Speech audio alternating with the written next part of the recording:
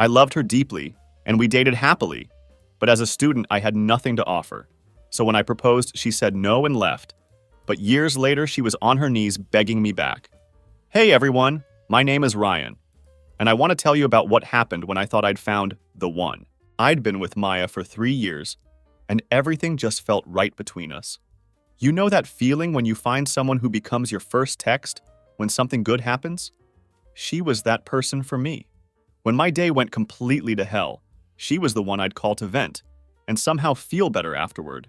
She knew I liked my coffee with cream, but she'd still ask me every single morning because she genuinely cared about those little details that make a relationship special. We had developed this incredible rhythm together, this easy way of being around each other that felt completely natural.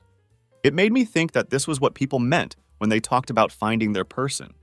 You know, that one individual who just gets you on every level and makes everything else in life make sense. So I decided it was time to take the next step, and I planned it all out carefully.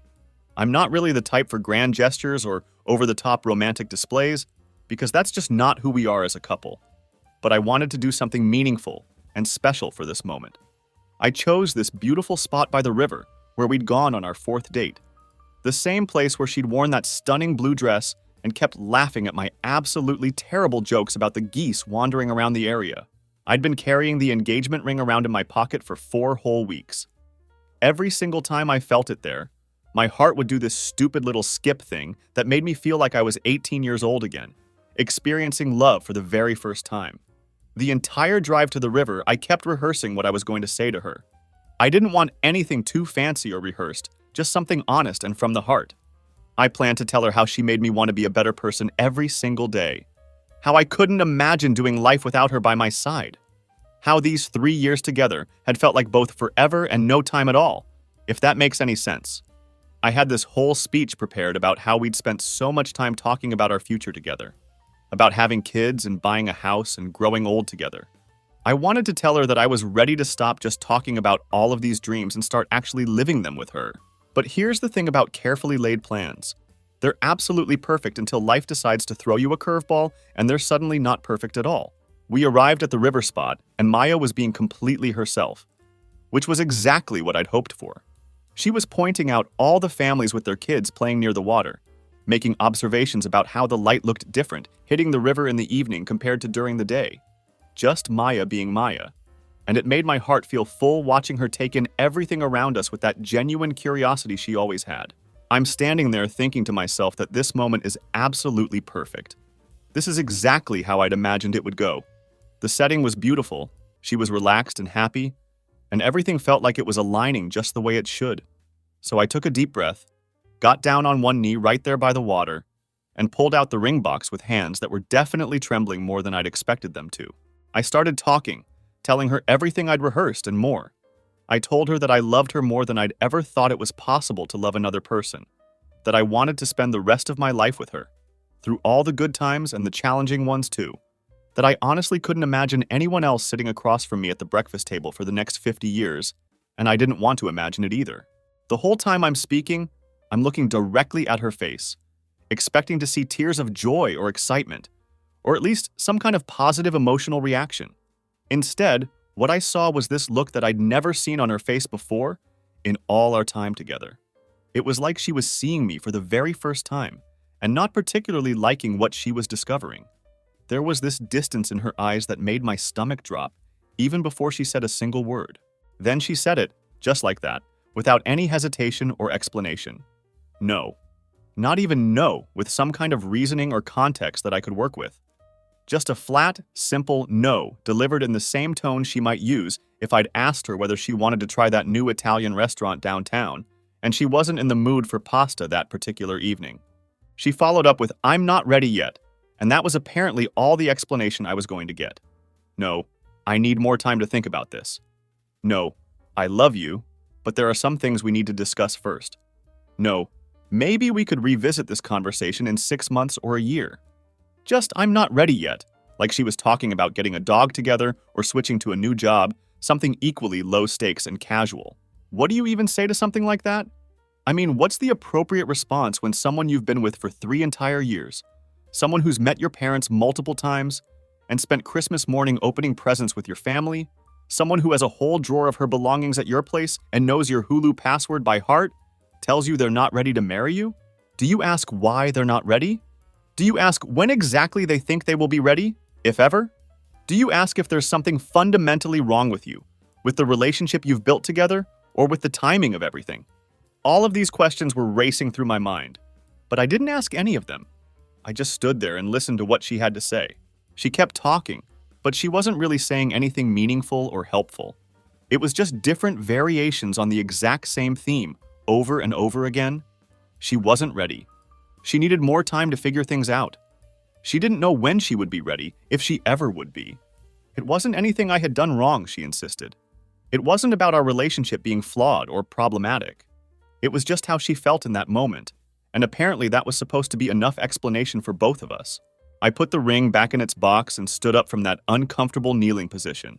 My knee was absolutely killing me from kneeling on those sharp river stones for so long, and honestly, I felt like a complete idiot.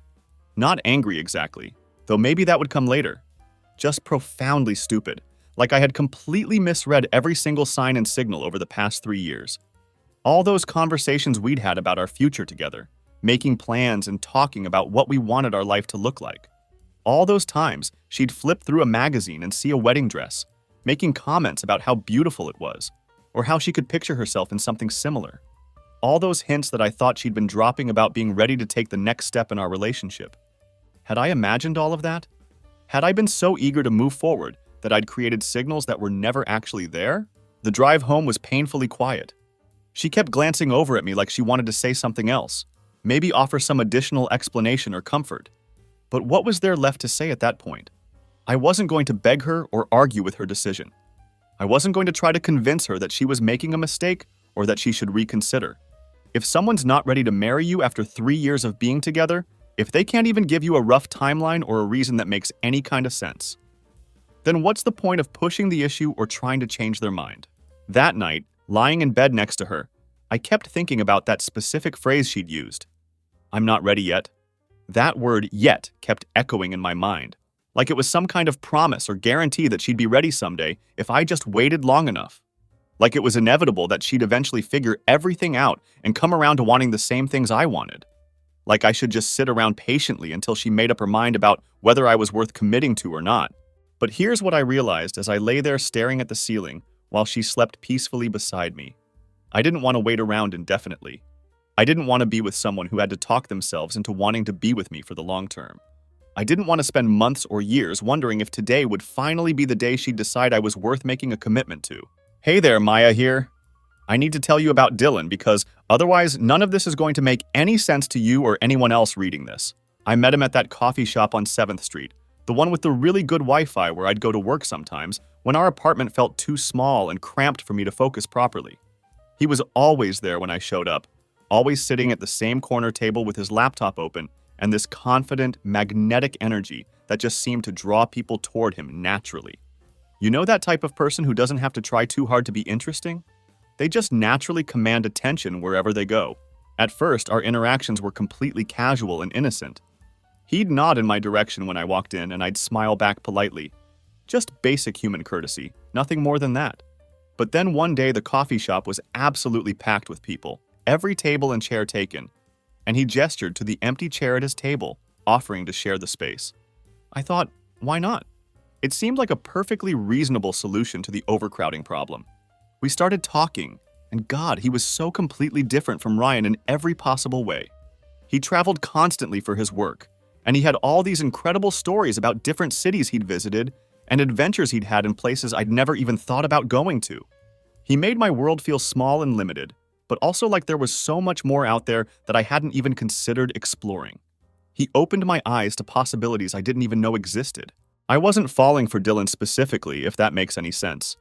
It was more like he had opened this door to a completely different way of living that I'd never really thought about before.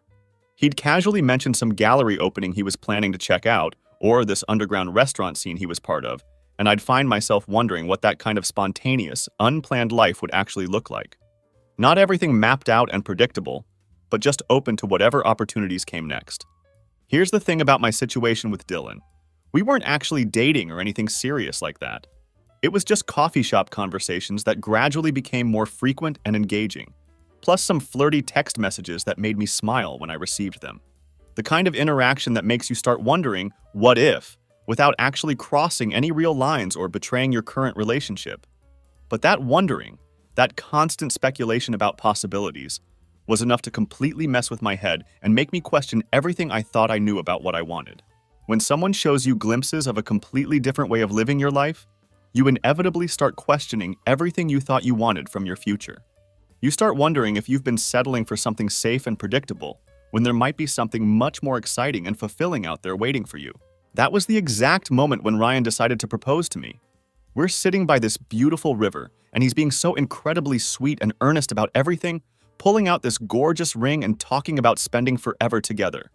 But how is that fair to either of us?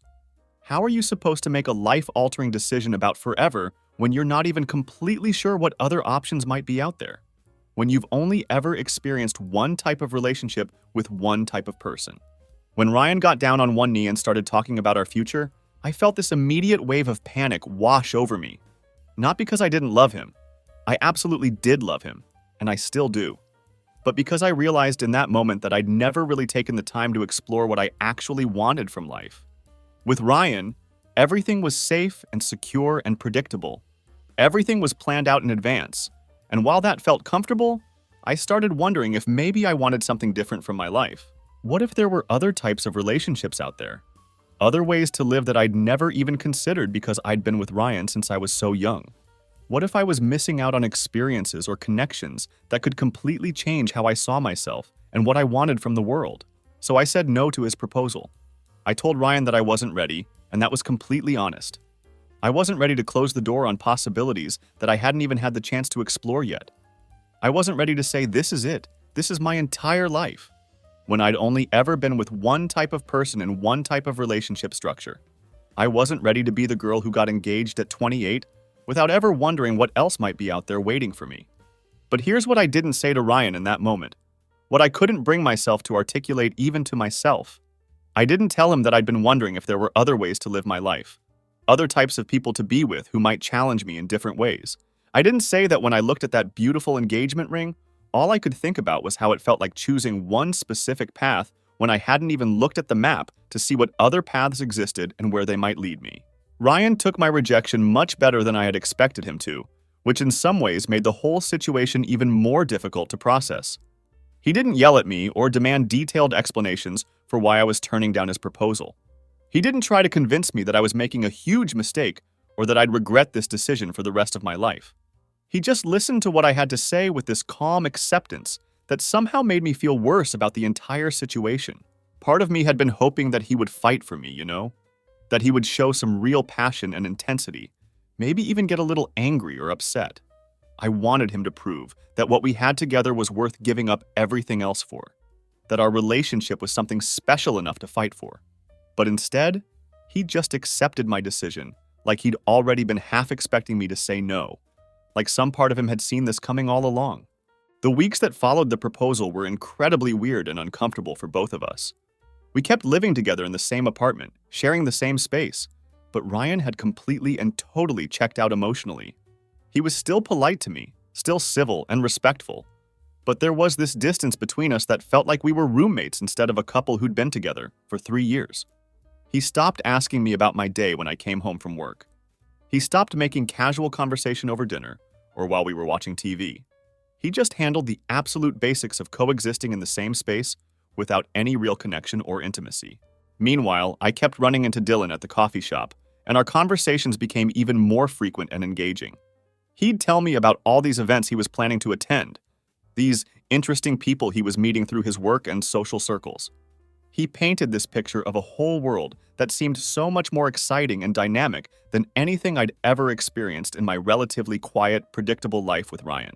Looking back now, I think Dylan represented freedom and possibility more than he represented actual romance or love. He wasn't necessarily the answer to all my questions about what I wanted from life. He was just proof that there were other ways to live, other approaches to relationships and career and personal fulfillment that I'd never seriously considered. When he'd mentioned some spontaneous trip he was taking for work or pleasure, or some unexpected opportunity that had just fallen into his lap, I'd find myself thinking that maybe I could be that kind of person too. Maybe I could learn to say yes to uncertainty and adventure, instead of always choosing the safe, predictable option. The truth is, I was probably more in love with the idea of having options than I was actually in love with Dylan himself. But when you're in the middle of questioning everything you thought you knew about what you wanted from your life, how do you tell the difference between genuine feelings and the allure of the unknown? You know what really hit me about 4 days after the proposal? Maya went right back to her completely normal routine, like absolutely nothing significant had happened between us. She was making coffee in the morning like always, working on her laptop at the kitchen table, planning out her week with the same casual efficiency she'd always had. Like I hadn't just asked her to marry me and spend the rest of her life with me. Like she hadn't just turned me down flat without any real explanation. Like we were supposed to just continue on as roommates or whatever the hell we were supposed to be now. 3 years together, and she wasn't ready to commit. That's honestly all I needed to know about our situation. Not ready after 3 years of building a life together meant not ready, period. There was no point in trying to read between the lines or hope that she'd change her mind if I just gave her more time. I wasn't about to sit around waiting indefinitely for her to figure out if I was worth committing to or not. That's just not how I operate or how I want to live my life. So I made my decision by the end of that first week after the proposal. Clean, simple, no unnecessary drama or emotional manipulation. If she wasn't sure about me after this long, if she couldn't commit to our future together, then we were done. Not as some kind of ultimatum or manipulative way to force her hand and make her change her mind. Just basic relationship math. You don't try to build a life with someone who's still shopping around for better options, who's still wondering if there's something more exciting waiting for them somewhere else. I started handling all the practical logistics immediately and efficiently. I found a studio apartment across town that I could afford on my own salary. Nothing fancy or impressive, but it was mine and mine alone, and that felt important. I started going through Maya's belongings when she wasn't around, figuring out what belonged to whom and how we divide up 3 years' worth of shared possessions. I looked into how to get off our current lease without screwing either of us over financially or legally. This was all business stuff, you know? When something is definitively over, you clean it up properly and handle all the practical details like an adult. You don't drag it out or make it more complicated than it needs to be. The whole process of finding a new place and organizing the logistics took about 4 weeks from start to finish. I kept everything quiet and handled all the paperwork and apartment hunting during times when she was out exploring whatever new scene she'd gotten interested in. She was going out more frequently anyway during this period, coming home with stories about art galleries she'd visited and pop-up restaurants she'd discovered. Good for her, honestly. She was busy figuring out what she thought she'd been missing out on, while I was busy figuring out the most efficient way to leave and start fresh somewhere else. Maya was completely absorbed in her own world during this entire period, which actually made my planning and preparation much easier than I'd anticipated. She'd breeze in and out of the apartment, talking enthusiastically about some events she'd been to, or some fascinating new person she'd met through her expanding social circle. She was barely noticing that I was doing anything different with my time or that I was systematically organizing our separation, which was perfectly fine by me, honestly. It made everything much more straightforward when she wasn't paying close attention to what I was actually doing behind the scenes. The weird part about the whole process was how surprisingly straightforward it all turned out to be. 3 years of building a shared life together, combining our belongings and routines and financial responsibilities, and untangling all of it was really just a matter of spreadsheets and phone calls. Lease paperwork, security deposits, dividing up furniture and kitchen supplies, everything had a clean, practical solution that didn't require either of us to get emotional or dramatic about it. This wasn't about hurt feelings or wounded pride or trying to get revenge on her for rejecting my proposal. It was simply about recognizing reality and acting accordingly based on the information I had. When someone shows you clearly that they're not sure about you after 3 years of being together, the smart thing to do is believe them. When someone can't commit to your relationship, but also won't let you go completely, the healthy response is to stop waiting around for them to make up their mind about whether you're worth their time. When I finally had everything sorted out and organized, I told Maya directly that I was moving out. Simple, straightforward, no unnecessary drama. She looked genuinely shocked by this announcement, like the possibility had never even occurred to her. She asked if we could sit down and talk about everything, maybe work through some kind of compromise or alternative arrangement. I told her there really wasn't much to discuss at this point. She had told me clearly that she wasn't ready to commit to our future together, and I wasn't interested in waiting around indefinitely for her to figure out what she wanted. That was essentially the entire situation in a nutshell. She tried to say something about needing more time to figure things out, to process everything that had happened, and maybe come up with a timeline that would work for both of us. But I cut that conversation short pretty quickly. Time for what, exactly? She'd already had 3 years to figure out how she felt about me and our relationship. I was just completely done with the whole situation and ready to move on with my life. When Ryan told me he was moving out, I genuinely thought he was bluffing or making some kind of dramatic gesture to get me to change my mind about the proposal. We'd been living together for 3 entire years, sharing this apartment and building this whole integrated life together. The idea that he would just walk away from all of that because I'd said I wasn't ready to get married seemed completely impossible to me. It felt like something out of a movie, you know? Like he was making this grand romantic gesture to shock me into realizing what I was about to lose. I kept waiting for him to break character and admit that he was just trying to make a point about how serious he was about our future together. I tried to talk to him about it, really tried to have a genuine conversation about what was happening between us. I asked if we could sit down like adults and figure this whole thing out together. Maybe we could come up with some kind of timeline that would work for both of us, some compromise that would give me the time I needed, while also addressing his concerns about our future. But when I suggested this, he just looked at me like I was speaking a completely foreign language that he couldn't begin to understand. He said there wasn't much to discuss, period. That I had told him I wasn't ready to commit, and he wasn't interested in waiting around for me to figure things out. Just like that, delivered with this calm finality that absolutely scared the hell out of me. No emotion in his voice, no anger or hurt that I could work with or try to address. Just this complete emotional detachment that made it clear he'd already checked out of our relationship entirely. I kept thinking he'd cool off after a day or two, that he'd realize this whole thing was crazy and come back to apologize for overreacting to my proposal response. But the very next day when I came home from work, half of our apartment was completely empty. His clothes, his books, his stupid collection of vinyl records that I'd always teased him about. All of it was just gone, like he'd never lived there at all. That's when it finally hit me that this was actually happening for real. Ryan was really leaving me, not making a point or trying to scare me into proposing to him or whatever I'd been thinking. He was actually ending our 3-year relationship because I'd said no to his marriage proposal. The panic that hit me in that moment was immediate and absolutely overwhelming. I'd been so focused on keeping my options open and exploring what else might be out there that I'd never seriously considered the possibility that one of those options would be losing Ryan completely. I'd somehow convinced myself that he'd always be there, that our relationship was stable enough to survive my uncertainty while I figured out what I really wanted from life. I called Ryan that night, probably a dozen times or more, desperately trying to reach him and explain myself. He answered exactly once during all those attempts, and when he did pick up, he told me calmly that he thought this separation was best for both of us in the long run. That was it. No room for negotiation, no willingness to hear me out or discuss alternatives. Just this cold politeness that made me feel like I was talking to a complete stranger instead of someone I'd shared a bed with for 3 years. When I tried calling him again after that brief conversation, he simply didn't pick up the phone anymore. That's when I did something that I now recognize was really stupid and desperate. I texted Dylan, and I know exactly how this is going to sound to anyone reading this, but I was in full panic mode at that point. I'd been thinking about Dylan as this exciting possibility. This option I was keeping open while I figured out what I really wanted from my life. And suddenly, with Ryan actually gone, I needed to know if any of it was real. I needed to know whether I'd thrown away something genuinely good with Ryan for something that could potentially be even better with Dylan, or if I'd just made the biggest mistake of my entire life.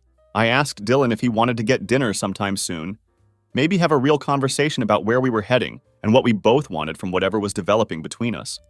I was trying to be casual about the whole thing, trying not to sound as desperate as I actually felt. But honestly, I was completely desperate. I needed to know that rejecting Ryan's proposal hadn't been a complete disaster, that there was something real and meaningful waiting for me on the other side of this mess I'd created. His response came back about an hour later, and reading it felt like getting punched directly in the stomach. He said he wasn't really looking for anything serious right now, that he was just interested in keeping things casual and fun between us. If I was interested in hanging out sometime with no strings attached, He was definitely up for it. But he wanted to be completely clear and upfront that he wasn't the relationship type, and he didn't want there to be any misunderstandings about his intentions. No strings attached. Not the relationship type. After weeks and weeks of flirty conversations and all those hints about the exciting, adventurous life he was living, that's what it all came down to in the end. He'd never been genuinely interested in dating me or building something meaningful together. He'd never seen me as girlfriend material or someone worth committing to. I was just someone he might be willing to mess around with when he felt like it. Nothing more than that. I sat there staring at that text message for I don't even know how long, trying to process what had just happened to my life.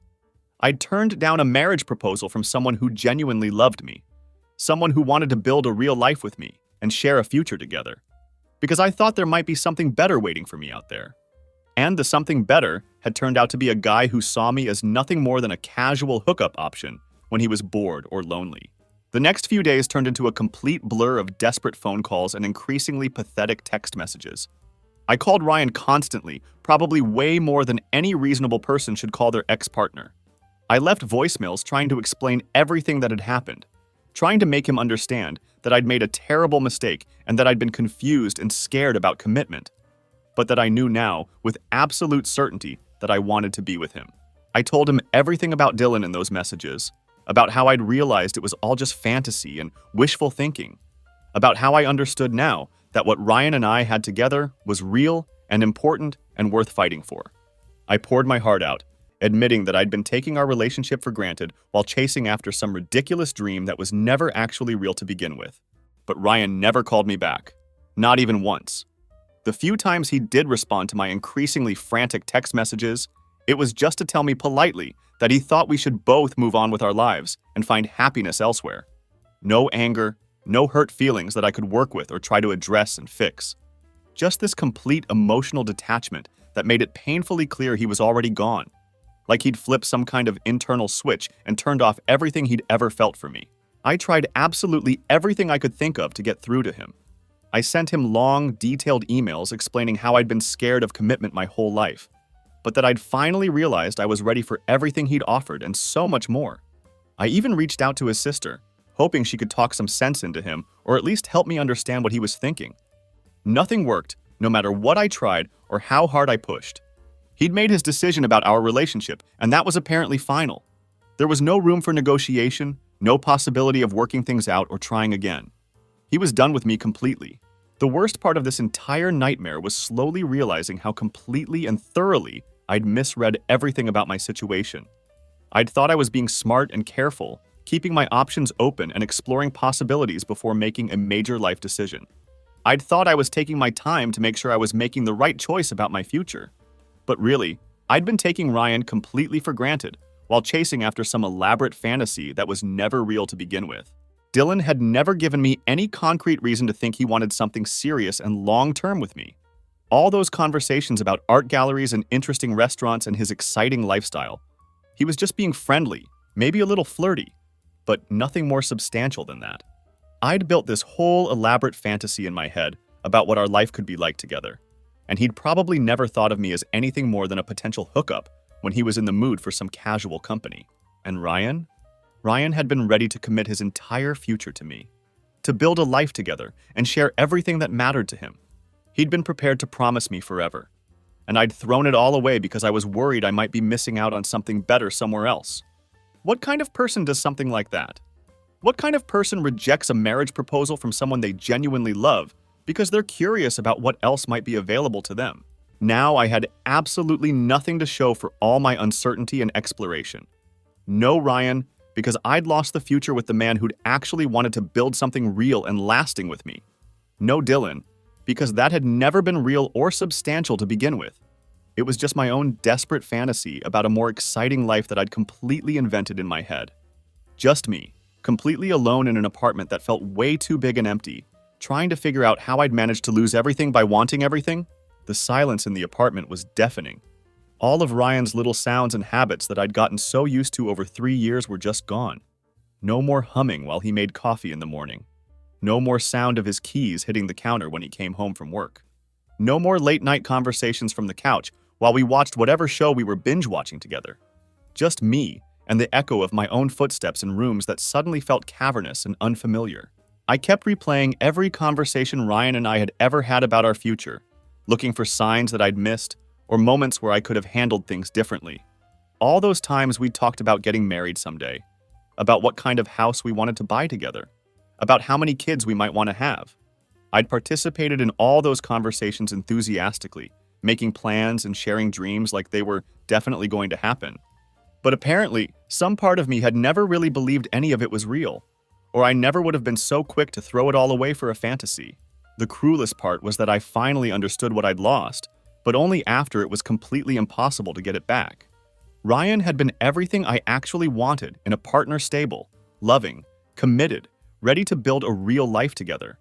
But I'd been so worried about missing out on some theoretical, better option that I'd missed out on appreciating what I already had right in front of me. Now I spend my evenings alone, wondering what Ryan is doing in his new apartment, whether he's dating someone new, whether he ever thinks about me at all. I wonder if he's happier without me, if he's relieved to be free of someone who couldn't appreciate what he was offering. Most of all, I wonder if there's any universe where I could undo this massive mistake and get him back. Even though I know the answer is probably no. I learned the hard way that sometimes when you're not ready to commit to something good, you lose the chance to commit to it at all.